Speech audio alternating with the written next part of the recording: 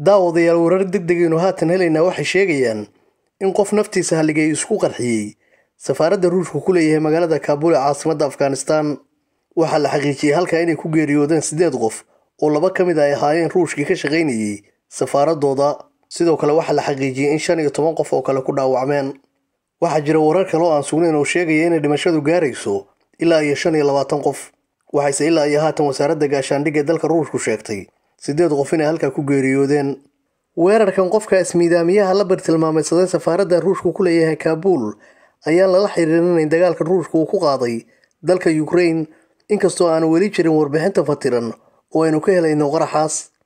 balse dowladda Ruushku waxay sheegtay arrintan inay ahayd mid argagixiso aan lug ku lahayn dagaalka Ukraine. qaraxa lala beegsaday safaaradda Ruushku ku leeyahay Kaabul ayaa lala xiriirin karin dalka Ukraine. Afghanistan waxay ahayd dal indhawaaleba ay ka dhacayeen ismiidaaminta caynkan oo kala ah. toddobaadkii la soo dhaafay ayay ahayd markii laba masaajid oo ku yaalay dalka sidan oo kale la isku qarxiyay. daawadayaal waxaanu idinla wadaagi doonaa wixii macluumaad sugan oo aanu ka helno arrintan.